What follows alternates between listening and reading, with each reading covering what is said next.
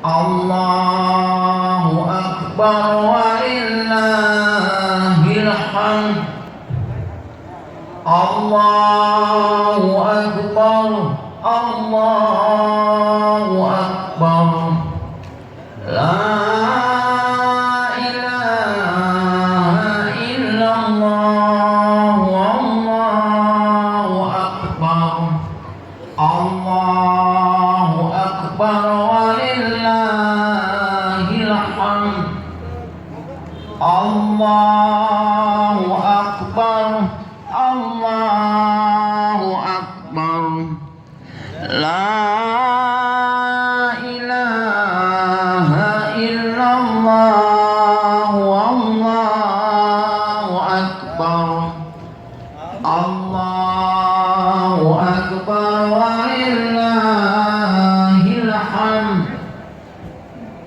Allahu Akbar, Allahu Akbar. La ilaha illallah, Allahu Akbar.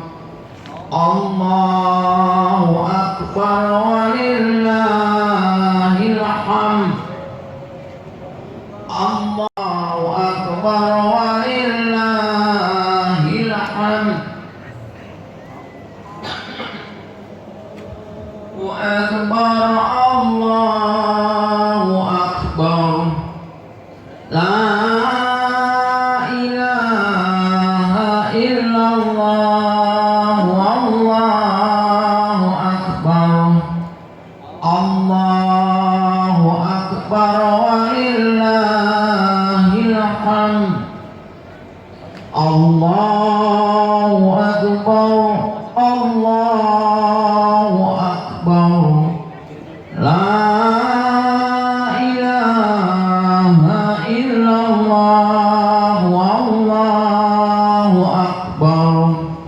Allahu Akbar walillahil hamd. Allahu Akbar, Allahu Akbar. La ilaha illallah, Allahu Akbar. Allahu Akbar walillahil hamd. Allahu Akbar, Allahu Akbar. La ilaha illallah, Allahu Akbar. Allahu Akbar walillahil hamd. Kepada para jemaah sekalian, jemaah salat Idul Fitri, kembali kami ingatkan agar dalam membuat shaf dapat berjarak antara jemaah yang satu dengan yang lainnya.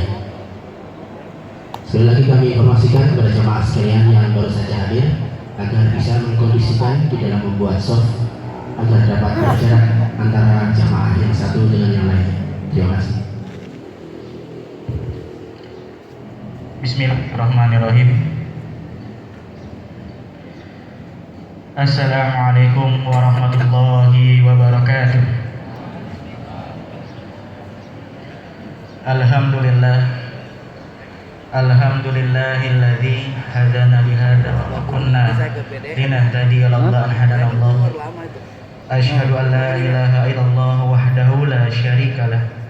Wa asyhadu anna Muhammadan abduhu wa rasuluhu la nabiyya ba'dah. Allahu Akbar, Allahu Akbar. La ilaha illallah, wallahu akbar. Allahu Akbar walillahil hamd. Yang bersama kami hormati Ketua Pimpinan Daerah Muhammadiyah Bapak Suyatman AMK. Yang kami hormati Ibu Ketua Pimpinan Daerah Aisyah Ibu Sarinande Gibran SE, serta seluruh pimpinan dari Muhammadiyah baik tingkat daerah, cabang maupun ranting yang tidak dapat kami sebutkan satu persatu. Tak lupa juga para pimpinan, ketua ortom dari Muhammadiyah baik tingkat daerah, cabang sampai dengan ranting yang tidak dapat kami sebutkan satu persatu. Serta yang kami hormati pula para pengurus amal usaha Muhammadiyah serta Kop Mubalik Muhammadiyah yang dalam hal ini adalah panitia dalam pelaksanaan sholat Idul Fitri 1442 Hijriah. Bapak dan Ibu jamaah sholat Idul Fitri 1442 Hijriah yang insya Allah dirahmati dan diberkahi oleh Allah SWT. Insya Allah sebentar lagi kita akan melaksanakan sholat Idul Fitri. Namun sebelum itu ada beberapa hal yang perlu kami sampaikan dari pihak panitia. Yang pertama adalah susunan acara. Untuk susunan acara sholat Idul Fitri ini akan diawali oleh sambutan dari Ketua Pimpinan Daerah Muhammadiyah Ayahanda Suyatman. Kemudian disambung dengan sholat Idul Fitri yang akan dipimpin atau diimami oleh Ustadz Putra Ramadan Al-Hafiz, Musrif Karantina Tahfidz Muhammadiyah Boarding Life School. Kemudian bersama setelah itu kita akan dengarkan khutbah Idul Fitri yang akan disampaikan oleh Dr. Makmun Murad Al-Barbasi, MSI. Beliau adalah Rektor Universitas Muhammadiyah Jakarta yang alhamdulillah imam dan khotib hari ini telah hadir di antara kita semua. Kemudian di akhir sebelum selesai sholat Idul Fitri akan ada pengumuman hasil pengumpulan zakat mal, zakat fitrah, infak fidyah dan juga infak sholat Idul Fitri yang akan dibacakan oleh panitia. Baiklah, demikian susunan Idul Fitri hari ini. Yang selanjutnya kami selaku panitia senantiasa mengingatkan kepada jamaah sekalian untuk senantiasa menjaga protokol kesehatan dalam rangka untuk menghindari hal yang tidak kita inginkan, tetap menjaga jarak, tetap memakai masker, dan juga usahakan tidak banyak bersentuhan dengan antar jamaah. Baiklah, dikarenakan waktu yang sudah menunjukkan semakin siang, langsung saja kita persilahkan kita dengarkan bersama sambutan dari Ayahanda Suyatman selaku Ketua Pimpinan Daerah Muhammadiyah Kabupaten Bekasi. Kepada Ayahanda Suyatman kami persilahkan.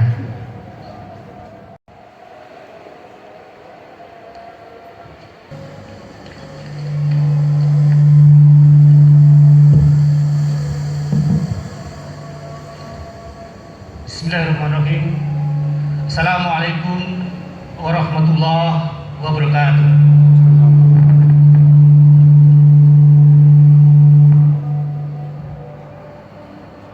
Asyhadu an la ilaha illallah wa asyhadu anna Muhammadan abduhu wa rasuluh. Allahumma shalli ala Muhammad wa ali Muhammad kama shallaita ala Ibrahim wa ala ali Ibrahim innaka Hamidum Majid. Allahu akbar. Allahu akbar. Allahu akbar.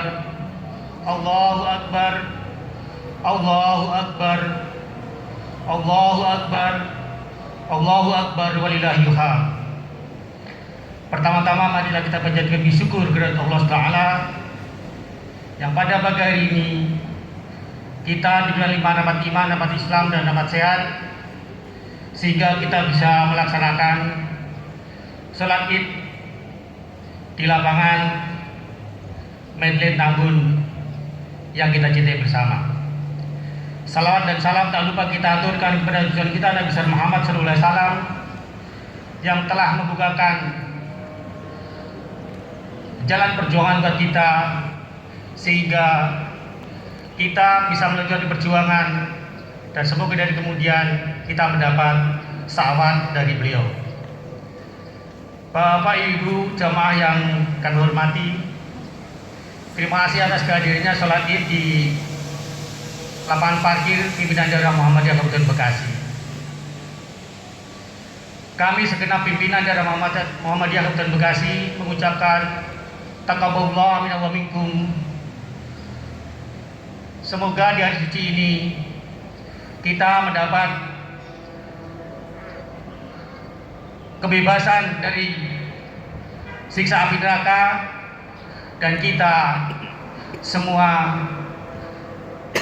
mendapatkan Lailatul Qadar.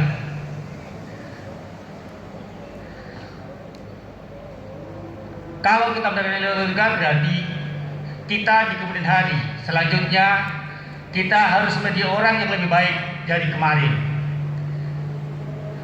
Itulah seyogyanya kita semua umat Islam menjelang ke depan, kita harus menjadi yang lebih baik. Bapak, Ibu, dan saudara sekalian, pimpinan daerah Muhammadiyah Kabupaten Bekasi ini masih sangat tertinggal jauh dengan Muhammadiyah daerah tempat lain. Makanya kami minta doa restu sekalian, semoga pimpinan daerah Muhammadiyah Kabupaten Bekasi bisa mengemban amanah dan bisa melanjutkan perjuangan, sehingga kita bisa mengembangkan Muhammadiyah Kabupaten Bekasi ini lebih baik dan bisa lebih memberikan manfaat kepada masyarakat di sekitar Kabupaten Bekasi. Perlu Bapak ketahui semuanya bahwasanya pimpinan daerah Muhammadiyah Kabupaten Bekasi berkantor di sebelah kanan, ya, sebelah kanan ruko nomor 2 itu ada kantor PDM Bekasi. Itu rumah kita bersama. Bapak-bapak sekalian, silahkan mampir singgah di kantor PDM. Itu adalah rumah kita, ya, rumah umat Islam yang ada di Kabupaten Bekasi. Dan yang kedua, kami baru mempunyai SD Muhammadiyah yang bertempat di Setu. Jadi saya harapkan Bapak Ibu sekalian jamaah yang masih mau masuk SD, mari kita sekolahkan di SD Muhammadiyah Boarding Lab School. Dan yang kedua, kami punya pesantren tahfiz Al-Quran yang kita punya target bahwasanya anak-anak kita di kelak kemudian hari menjadi penghafal Al-Quran, sehingga bisa menghantarkan kita ke dalam surganya Allah. Dan yang ketiga, kita punya pabrik air minum Suli 5. Itu produk pimpinan daerah Muhammadiyah Kabupaten Bekasi. Makanya seyogyanya mari kita manfaatkan itu, sehingga kita bisa mengembangkan syariat Islam di kemudian hari di wilayah Kabupaten Bekasi. Bapak, Ibu, dan saudara sekalian yang kami hormati, kami segenap pimpinan daerah Muhammadiyah Kabupaten Bekasi mohon maaf apabila dalam pemujatan Bapak hari ini dalam pelaksanaan sholat Id kurang berkenan buat Bapak dan Ibu dan adik-adik kami sekalian. Saya pikir itu dari kami mohon maaf apabila ada tutur kata kami kurang berkenan. Nasrun minallah wa fathun qarib wa basyirul mu'minin. Akhir salam. Wassalamualaikum warahmatullahi wabarakatuh.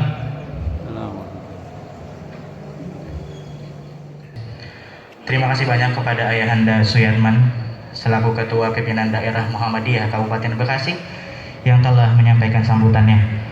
Baiklah Bapak Ibu sekalian, kita persiapan sholat Idul Fitri. Minta tolong panitia kita geser dulu mimbarnya buat imam dibantu. Bapak Ibu dipersilakan berdiri.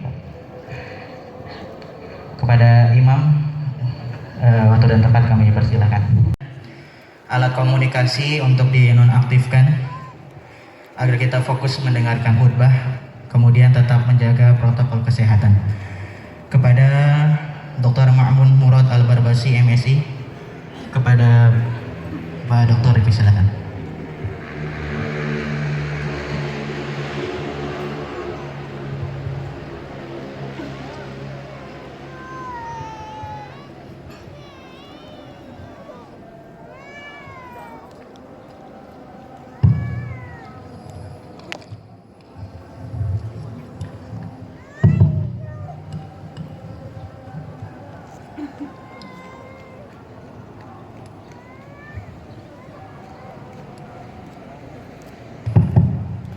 Assalamualaikum warahmatullahi wabarakatuh.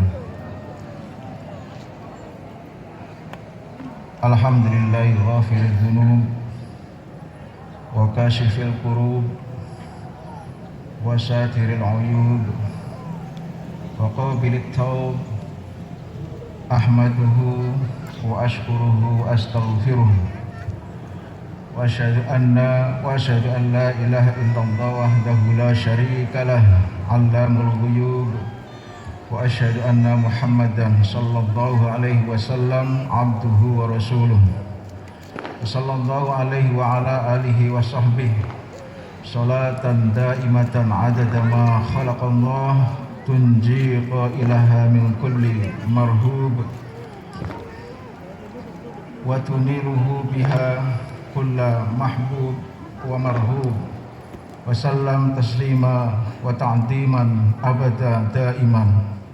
Amma ba'd, usikum wa iyaya bitaqwallah wa ta'atihi wa tamassaku bidinihi wa syari'atihi faqad fazal muttaqun. Qala Allah Ta'ala fil Qur'anil Karim, a'udzu billahi minasyaitonir rajim. Ya ayyuhalladzina amanu kutiba alaikumus syiyam kama kutiba alal ladzina min qablikum la'allakum tattaqun. Wa qala aidan wa ma khalaqtul jinna wal insa illa liya'budun. Hadirin jamaah salat Idul Fitri yang dimuliakan Allah Subhanahu wa taala. Allahu akbar walillahil hamd. Sebulan sudah kita menjalankan ibadah puasa Ramadan yang pada kesempatan tahun ini digenapkan menjadi 30 hari. Seperti dinyatakan dalam hadis qudsi, Allah Subhanahu wa taala berfirman, illa shaum fa innahu li wa ana ajzi bih. Bahwasanya puasa itu untukku, untuk Allah Subhanahu wa taala, dan aku yang akan memberikan pahalanya. Itu hadis qudsi, firman Allah yang tidak dibukukan di dalam Al-Quran, tapi statusnya adalah firman Allah Subhanahu wa taala. Hadis ini menegaskan bahwa puasa berbeda dengan ibadah mahdhah yang lainnya. Jika ibadah lainnya syarat dengan kontrol sosial, maka puasa adalah ibadah yang tanpa kontrol sosial. Bandingkan dengan sholat misalnya, kontrol sosialnya begitu lekat. Hadis-hadis yang menguraikan keutamaan sholat berjamaah menunjukkan bahwa sholat adalah ibadah yang syarat kontrol sosial.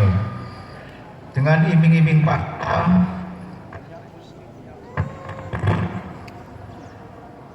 berjamaah di masjid-masjid, di musola-musola semata karena ingin menggapai pahala 27 kali lipat. Zakat pun demikian, kerap dilakukan secara demonstratif, menghadapkan langsung antara muzaki dengan mustahik. Kontrol sosial ibadah haji bahkan sangat dominan. Secara materi, haji hanya diperuntukkan bagi mereka yang mampu secara ekonomi, ada istitoah di dalamnya.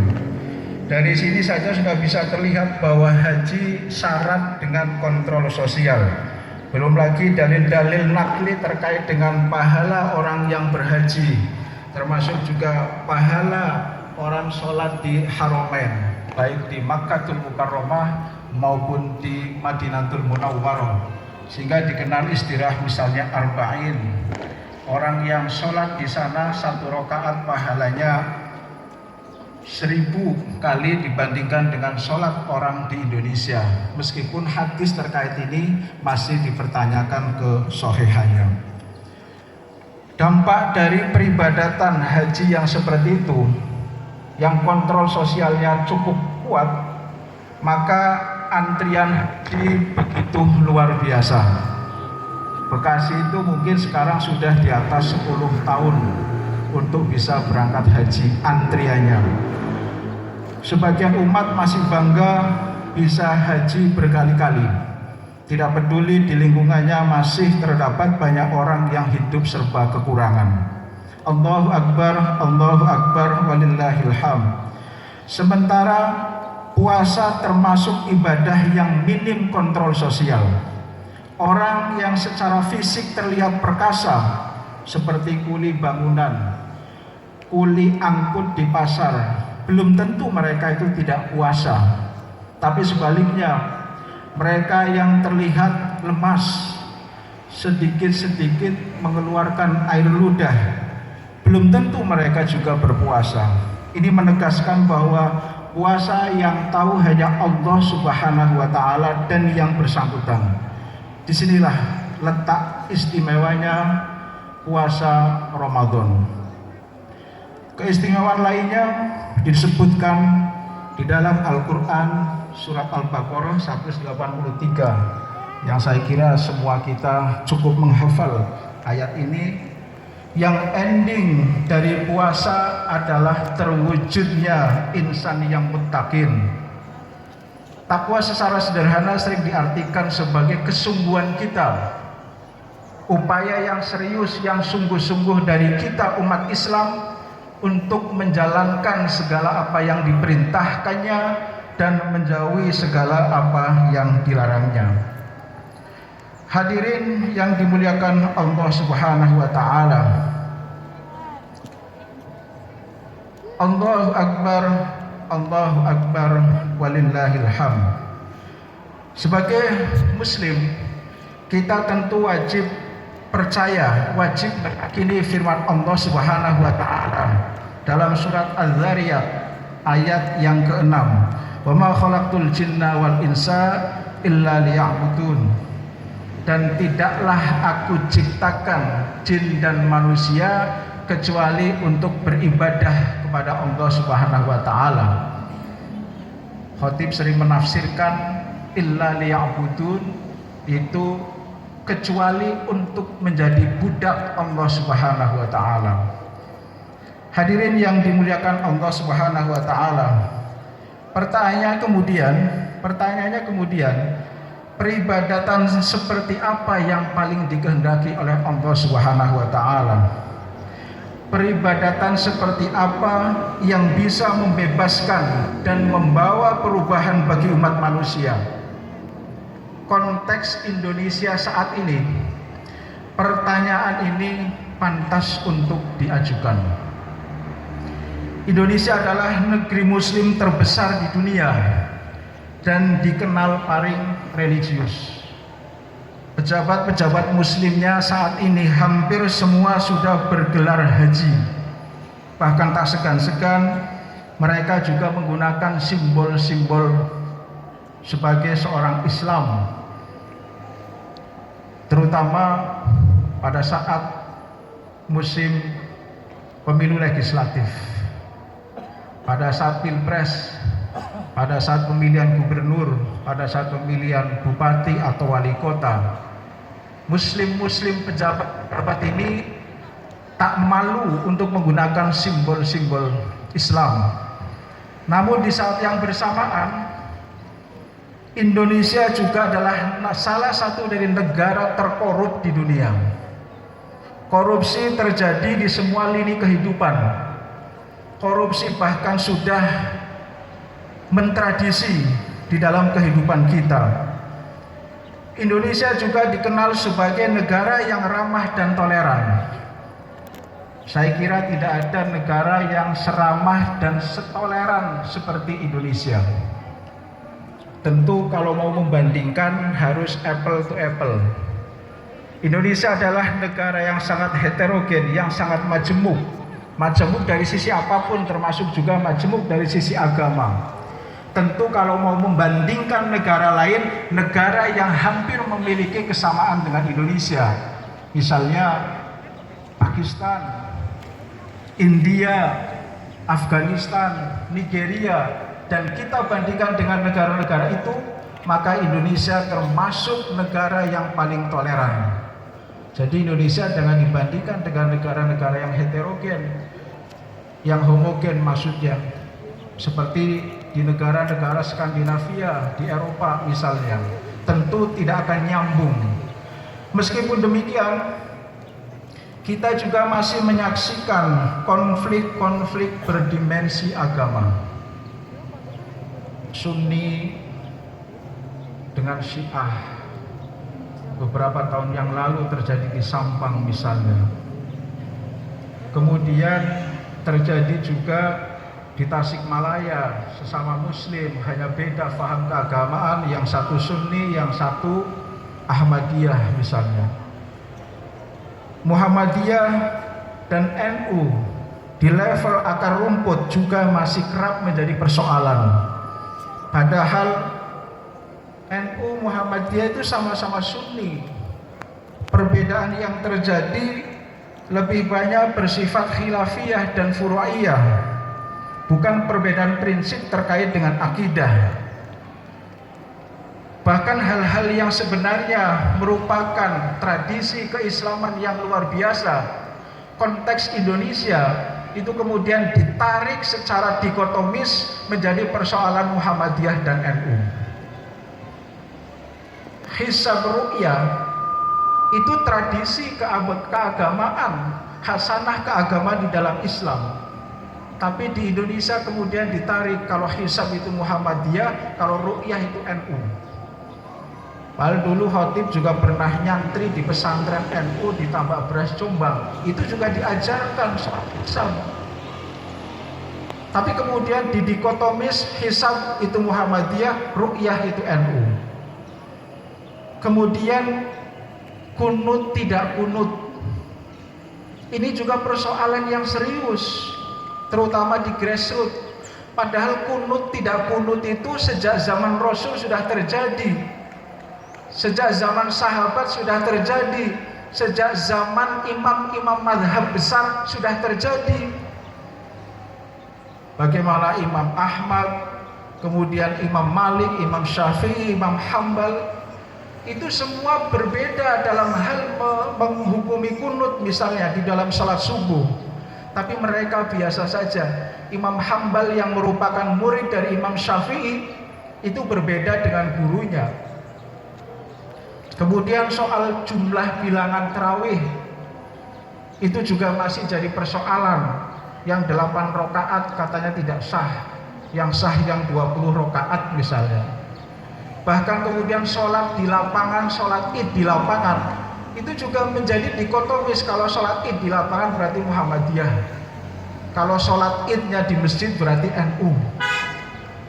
Padahal kalau kita membaca sejarah bagaimana sholat id disyariatkan, kita tahu bahwa syariat sholat id itu sudah dimulai tahun pertama hijrah, tapi Rasul baru melaksanakan di tahun 2 Hijriah. Dan dilaksanakan di mana? Dilaksanakan di tanah lapang. Konteksnya apa? Konteksnya adalah giroh keislaman. Setidaknya orang kafir Quraisy pada saat itu tahu bahwa ada kekuatan Islam yang diwujudkan di tengah lapang, bahwa umat Islam kuat, umat Islam bersatu. Hadirin yang dimuliakan Allah Subhanahu wa taala. Kenapa hal yang seperti itu bisa terjadi? Jawabnya sederhana. Karena umat Islam telah terjebak pada penyembahan berhala bernama agama atau organisasi keagamaan. Umat Islam beragama bukan untuk Allah Subhanahu wa taala, tapi untuk agama itu sendiri. Umat Islam beragama untuk NU, umat Islam beragama untuk Muhammadiyah dan seterusnya. Demi membela agama, membela organisasi keagamanya, terkadang sesama umat beragama, sesama umat Islam rela saling membenci, bahkan saling membunuh sesuatu yang tegas dan dibenci Allah Subhanahu wa taala. Dalam konteks peribadatan, umat Islam juga pada kecenderungan ada yang ritualistik, yang tanpa berusaha memahami esensi peribadatan yang dilakukannya. Mayoritas umat Islam di Indonesia adalah umat ritual yang tidak berusaha secara serius menghadirkan makna substansi, makna sosial dan kemanusiaan dari peribadatan yang dilakukannya. Allahu Akbar, Allahu Akbar, Alhamdulillah. Mengkritisi peribadatan yang dilakukan di kalangan umat Islam, setidaknya ada 3 model peribadatan mainstream di kalangan umat.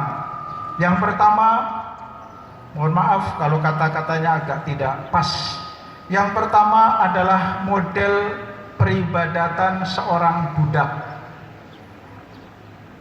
Laksana orang yang beribadah model ini biasanya semata berangkat dari rasa takut kepada Allah Subhanahu wa taala. Takut dosa, takut akan siksa api neraka, takut kalau tidak masuk surga. Ada ayat-ayat Al-Qur'an maupun As-Sunnah yang bicara soal model peribadatan yang seperti ini.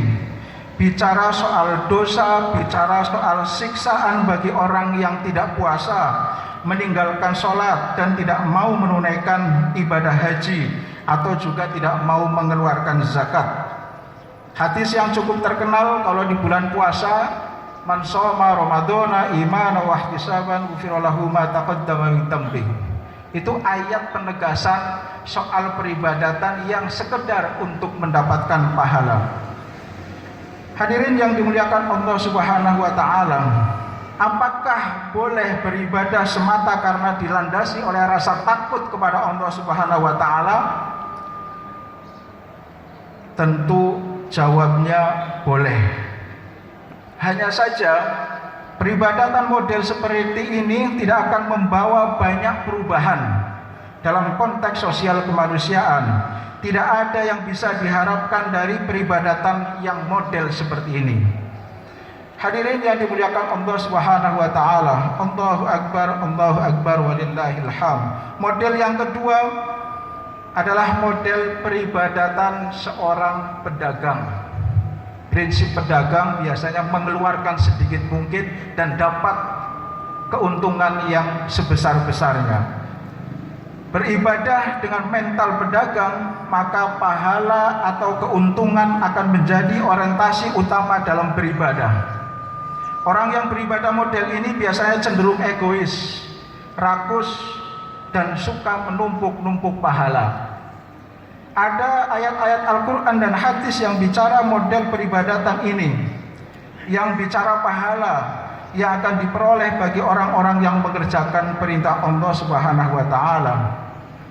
Ayat-ayat maupun hadis-hadis yang seperti ini biasanya akan menjadi pembenar untuk menumpuk-numpuk pahala. Pertanyaannya sama, apakah boleh beribadah karena ingin dapat pahala? Tentu saja boleh. Hanya saja sekali lagi, model peribadatan ini tidak akan membawa banyak perubahan dalam konteks sosial dan kemanusiaan. Tidak ada yang bisa diharapkan dari peribadatan model yang seperti ini. Allahu Akbar, walillahil hamd. Dua model peribadatan ini saat ini tampil mendominasi di kalangan umat Islam. Khatib menyebut dua model peribadatan ini sebagai peribadatan ritualistik. Dan peribadatan model ini tidak akan banyak berarti bagi terjadinya perubahan sosial dan kemanusiaan. Seperti tadi di muka khatib juga sampaikan. Coba kita tengok saja konflik atau perbedaan di kalangan umat Islam. Yang tadi sudah saya singgung, pesan utama di dalam Al-Quran adalah wa'tasimu bihablillahi jami'a wala tafarraqu. Berpegang teguhlah kepada tali Allah dan jangan berpecah belah. Namun pesan Al-Quran ini ternyata belum atau tidak mampu menyatukan umat Islam. Yang dikedepankan justru perbedaan pandangan keagamaan yang khilafiyah, yang furu'iyah, yang tidak bermutu, bahkan cenderung primitif. Saya sebut primitif karena perbedaan-perbedaan khilafiyah, furu'iyah itu awal Indonesia merdeka, Kongres Umat Islam pertama, kedua, ketiga, keempat, itu yang dibahas juga persoalan kunut, persoalan trawih, dan persoalan-persoalan khilafiyah yang lainnya. Itu yang khatib sebut sebagai peribadatan yang cenderung primitif. Tengok di negara kita, mayoritas muslim, tapi mayoritas yang tidak berarti apa-apa.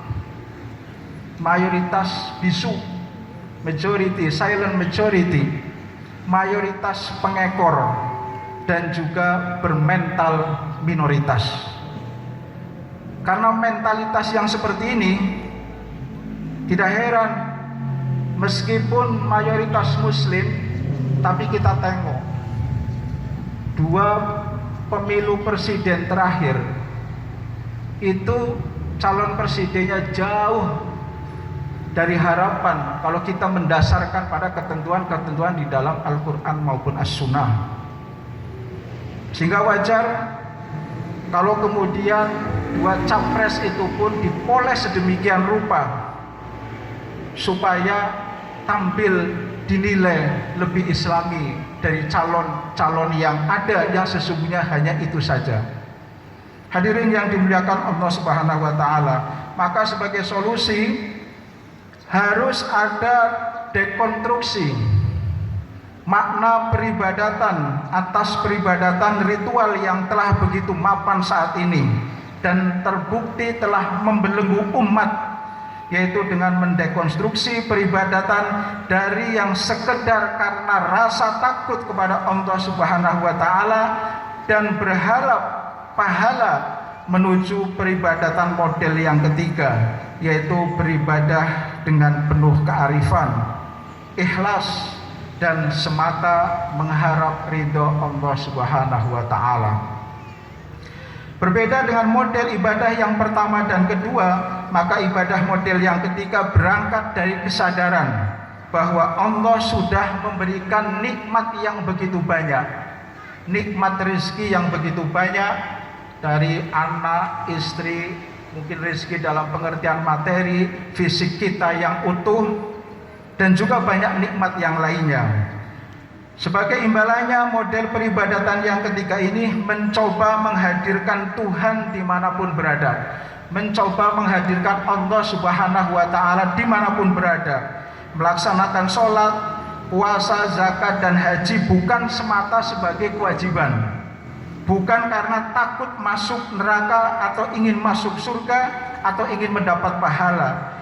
Mereka juga berusaha menghadirkan nilai-nilai simbolik dari ibadah mahdhah yang dilakukannya, baik dalam konteks berbangsa, bernegara, maupun bermasyarakat. Sehingga Islam tidak hanya hadir di masjid, Islam tidak hanya hadir di musola, di majlis-majlis taklim, tapi Islam juga hadir di DPR, hadir di istana presiden, hadir di lembaga-lembaga publik di mana ada potensi besar terjadinya perilaku korup, hadir di pasar di mana ada potensi besar penjual untuk berbuat curang atau mengurangi timbangan. Patuhnya mereka terhadap larangan-larangan Allah ini bukan karena mereka takut akan siksa Allah Subhanahu wa taala, bukan karena takut tidak masuk surga, dan bukan pula karena ingin mendapatkan pahala. Kepatuhan mereka semata karena kesadaran akan segala nikmat yang sudah diberikan oleh Allah Subhanahu wa taala. peribadatannya karena lebih merupakan relasi simbiosis mutualisme antara hamba dengan Sang Khalik. Allahu Akbar, walillahil hamd. Hadirin, demikian khutbah yang dapat kami sampaikan. Dan mengakhiri khutbah ini, mari kita berdoa sejenak pada Allah Subhanahu wa taala. Allahumma shalli wa sallim ala nabiyyina Muhammadin wa ala alihi wa ashabihi wa man tabi'ahu ila yaumiddin. Allahumma ighfir lil muslimina wal muslimat wal mu'minina wal mu'minat wa aslih dzata bainihim wa allaf baina qulubihim waj'al qulubahum ala qulubi khiyarihim. Rabbana ighfir lana wal ikhwanil ladzina sabaquna bil iman wa la taj'al fi qulubina ghillan lil ladzina amanu rabbana innaka ra'ufur rahim. Rabbana ighfir lana dzunubana wa israfana fi amrina wa tsabbit aqdamana wansurna 'alal qaumil kafirin. Rabbana ighfir lana wa li ikhwanil ladzina sabaquna bil iman wa la taj'al fi qulubina ghillan lil ladzina amanu rabbana innaka ra'ufur rahim. Rabbana la tuzigh qulubana ba'da idh hadaitana wa hab lana min ladunka rahmatan innaka antal wahhab. Rabbana innaka jami'un nasi li yaumin la raiba fihi innallaha la yukhliful mi'ad. Rabbana atina fid dunya hasanah wa fil akhirati hasanah wa qina adzabannar walhamdulillahi rabbil alamin. Assalamualaikum warahmatullahi wabarakatuh. Terima kasih.